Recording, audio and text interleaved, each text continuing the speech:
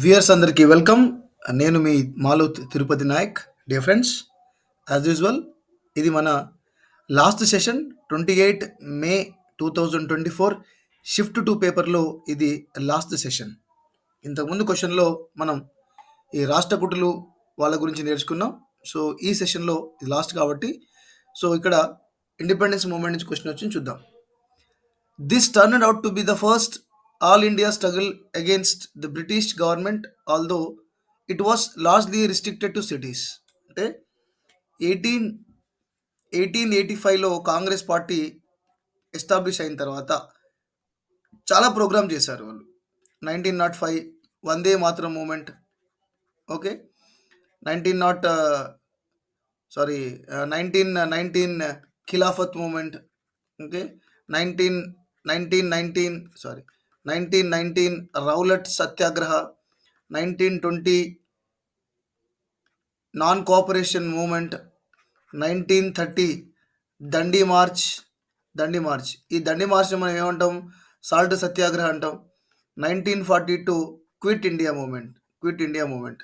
So అన్ని మూమెంట్లలో ఈ Rowlatt moment ఇక్కడ ఏదైతే ఉందో, ఈ Rowlatt Satyagraha, Rowlatt movement, it was mostly restricted to cities. ఇది సిటీస్కే పరిమితమైంది. ఎందుకంటే sir Sidney Rowlatt, he made one act, that is Rowlatt Act. According to this, any person, those who are innocent also can be arrested, their property can be confiscated. అంటే without warning, they can arrest without warning, their property can be confiscated. So this act was called by Gandhi as Black Act. వీటిని గాంధీ గారు black act అనడం జరిగింది. So this was mostly restricted to cities. ఇది ఈ Khilafat Rowlatt సత్యాగ్రహ సిటీస్కు మాత్రమే పరిమితమైంది. Non cooperation movement నేను చెప్పాను 1922. ఓకే, సివిల్ డిసోబీడియన్స్ మూవ్మెంట్, దీన్నే మనం ఏమంటాము? Salt Satyagraha. ఆర్ దీన్నే మనం దండి మార్చ్ అంటాం. Okay, Dandi march or Dandi Satyagraha. Quit India movement 1942 Gandhi gave slogan do or die, చేయండి లేదా చావండి అని గాంధీ స్లోగన్ ఇచ్చారు. Next, a 3-member mission sent by the British cabinet 1946 consists of following member. As you know, మనకి 1939లో సెకండ్ వరల్డ్ వార్ స్టార్ట్ అయింది, 1945లో war end అయింది. సో 1945లో Winston Churchill. So Winston Churchill, he was the then prime minister. He defeated in the elections. So and that time Labour Party formed a government. Labour Party Prime Minister Mr. Attlee sent 3 members to India to suggest to make certain decisions to frame or to write Indian Constitution. మరి మనకి independence ఇస్తామని చెప్పేశారు. Clement Attlee he announced that India, we want to give independence to India. So మరి ఇండియాకి independence ఇస్తే ఇండియాకి ఒక లా కావాలి, ఒక కాన్స్టిట్యూషన్ కావాలి. సో దాని మీద సజెస్ట్ చేయడానికి 3 మెంబర్ వచ్చారు. సో దాంట్లో అలెక్రా అని గుర్తుపెట్టుకోండి. ఓకే, ఫర్ ఎగ్జాంపుల్ అలెక్రా అని గుర్తుపెట్టుకున్నాం అనుకో, అలెక్రా. సో ఆ అంటే అలెగ్జాండర్, లే అంటే లారెన్స్, ఓకే, క్రా అంటే క్రిప్స్. ఇలా నేనైతే ఇలా గుర్తుపెట్టుకున్నాను, మీ ఇష్టం, మీరు ఎలా గుర్తుపెట్టుకోండి. So sir Stafford Cripps, Pethick Lawrence, A V Alexander. And ఇంకో విషయం ఏంటంటే sir Stafford Cripps also came in 1942. Stafford Cripps మనకి 1942లో కూడా వచ్చారు. He was met with Gandhi గారితో Stafford Cripps. So Cripps mission fail అయింది. క్రిప్స్ మిషన్ ఫెయిల్ అయిన తర్వాత ఏ మూమెంట్ వచ్చింది? క్విట్ ఇండియా మూమెంట్ వచ్చింది. చాలా చాలా important. When the Cripps mission was failed, quit India movement was launched. చాలా ఇంపార్టెంట్. క్లిమెంట్ ఆట్లీ ఇచ్చా చూడండి. క్లిమెంట్ ఆట్లీ ఎవరంటే అప్పటి ప్రైమ్ మినిస్టర్. సో ఈయన కంటే ముందు ప్రైమ్ మినిస్టర్ ఎవరు? Winston Churchill.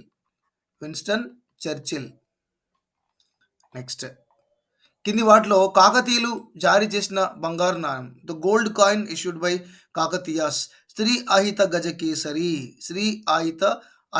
గజకేసరి. మరి బీసెంట్ అంటే ఏంటి? బీసెంట్ ఇట్స్ ఏ కాయిన్, ఇది కూడా ఒక కాయినే. మరి ఈ కాయిన్ని ఎవరు ఇష్యూ చేశారు? Romans. Romans issued coins which is called as bezant. And pana another coin.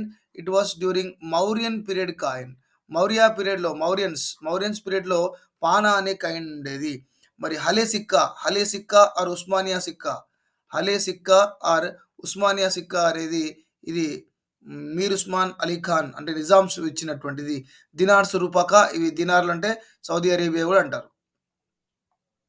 Next, కింది వాటిలో ఈ కుటుంబం మెటలర్జికల్ పరిశ్రమలో విప్లవం తీసుకొచ్చింది. So one family, it was they brought revolution in metallurgical industry. ఇది ఇండస్ట్రియలైజేషన్ లెసన్ నుంచి వచ్చింది. That answer is Abraham derby. So derby family they established many industries. Many industries they established. Many industries they established. 3 generation they worked. First one is Derby. Abraham Derby. Abraham Derby was the first, and second was second Derby. Second Derby, and third one was Samuel Colt. Third one Samuel Colt. So these three generations worked very hard in the metallurgical industry. So Abraham Derby family, they are from Shropshire. Their village is, they belongs to Shropshire, one of the town in England. So this is very famous. And what is Krupp? Krupp family, they established it 1887, first factory in Germany. First factory in Germany they established it, and they supported German government. They supported Germany elections. They supported Germany elections in 1933. They supported Nazis. వీళ్ళు ఎవరు support చేశారు? Nazis గా support చేశారు. Krupp family వీళ్ళు German elections లో నాజీకి support చేశారు. వీళ్ళు ఫస్ట్ ఫ్యాక్టరీస్ ఎస్టాబ్లిష్ చేశారు. And many factories they established in Germany. Krupp family చాలా ఫ్యాక్టరీస్ ని జర్మన్లో ఎస్టాబ్లిష్ చేసింది. Next, identify the correct statement. So మనకు తెలుసు, original document, the draft constitution has 395 articles. 395 articles, 8 schedules and 12 parts. So answer is మనకి 395 articles and 8 schedules. These are right answer. Doctor B R Ambedkar ఈ హక్కును రాజ్యాంగం యొక్క గుండె మరియు ఆత్మగా భావించారు. Doctor B R Ambedkar considered this right as heart and soul of the constitution. చాలా important question. So let's see right to freedom, it is about 1920 and right against exploitation 24 articles. Right to religion 25 to 28, and the constitutional remedies 32. So these are the articles. This is right to freedom. Okay, so right to freedom, it is 19. Okay, next. So constitutional remedies, రాజ్యాంగ పరిహార హక్కును heart and soul of the constitution చెప్పడం జరిగింది. Heart and soul of the constitution. Next, ప్రధాన ఎన్నికల commissioner మరియు ఎన్నికల commissioner పదవి కాలం ముగియక ముందే దేని ద్వారా తొలగించవచ్చు? How they can be removed? Chief election commissioner and other election commissioners, they will B impeached. సింపుల్గా చెప్పాలంటే వీరిని ఇంపీచ్మెంట్ చేస్తారు. ఇంపీచ్మెంట్ అంటే మహాభియోగ తీర్మానం. How Chief Justice of India removed? Supreme Court Chief Justice, how he will remove? The same process. What was the process? Both the houses, Lok Sabha and Rajya Sabha, both will be separately, they must vote against Chief Election Commissioner and other election commissioner. So simple ga cheppalante, the president, if both the houses parliament make recommendations with the special majority, both the houses means what? Lok Sabha and Rajya Sabha, special, both will be with the special majority, then the president will be impeached. Why they impeach? They impeach because of misbehavior. వీళ్ళు misbehavior or incapability, అసమర్థత లేదా bad conduct, misbehaviour వల్ల వీరిని తీస్తారు. వాస్తవానికి అయితే the term is 6 years or 65 years of age. 6 years or 65 years of age. ఏంటి? 6 years లేదా 65 years ఏజ్ వచ్చేంత వరకు వీరు పదవిలో ఉంటారు. They will be in the office. 6 years and 65 years of age. Next, which of the following does not constitute the electoral college for the president of India?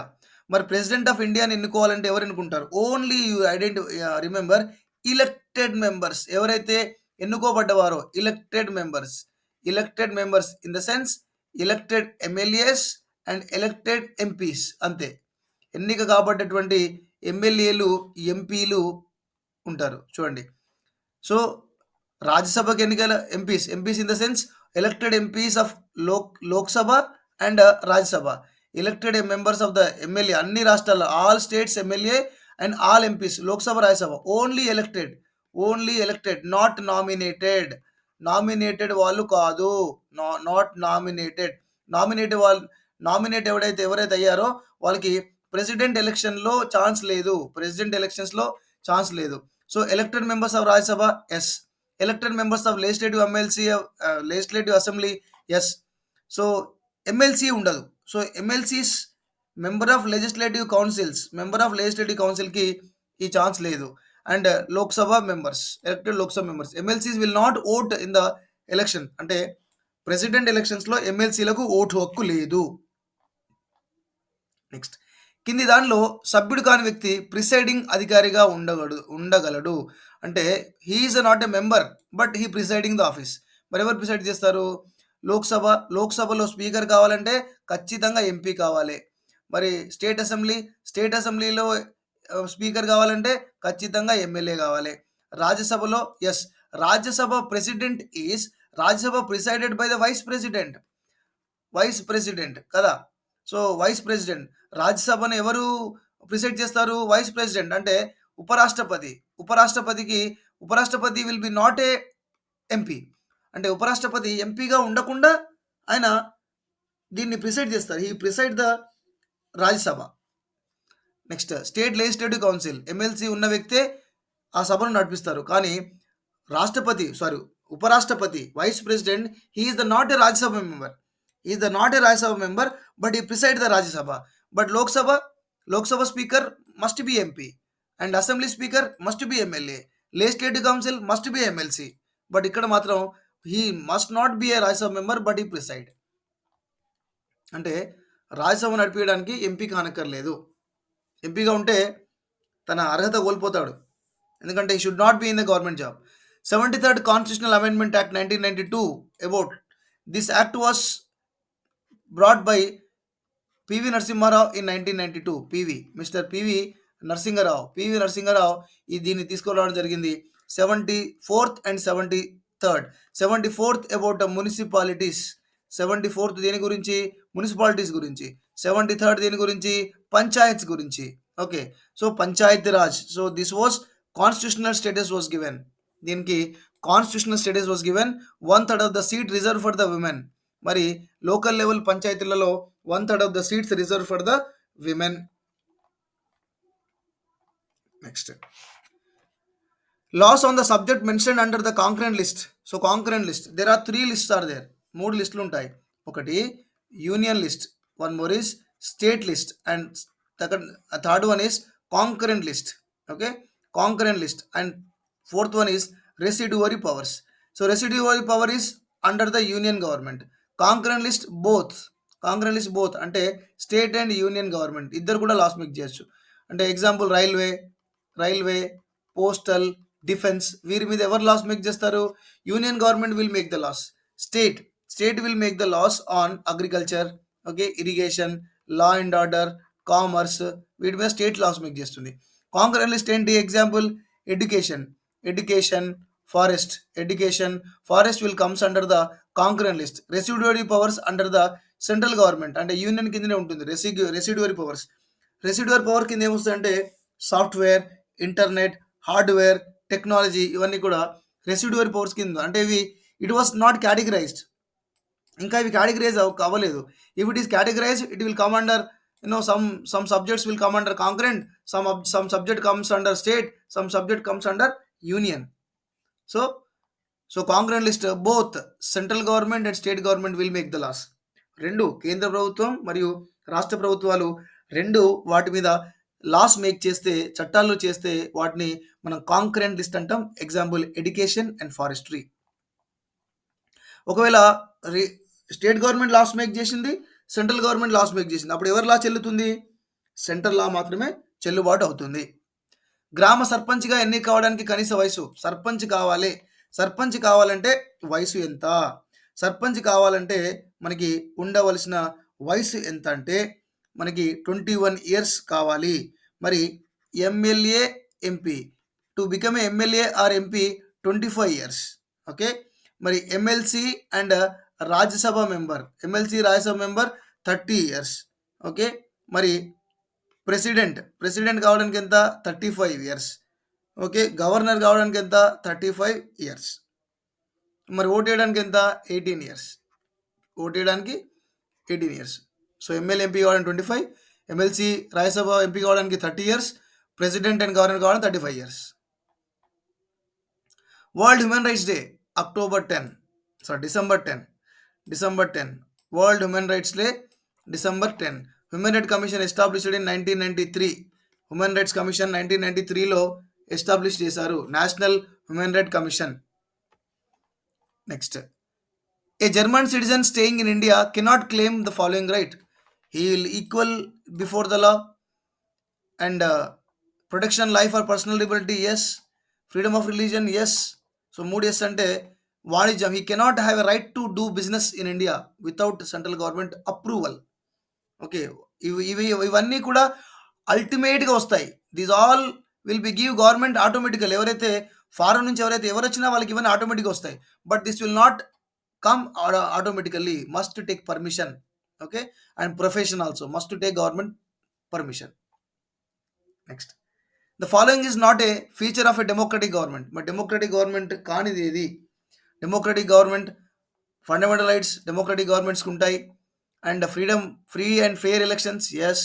Freedom of religion, yes. Centralised decision making, no. Centralised అంటే ఒకే వ్యక్తి చేతిలో అధికారం ఉండడం. So must be decentralised. It should be decentralised. So decentralised ఉంటుంది, not centralised.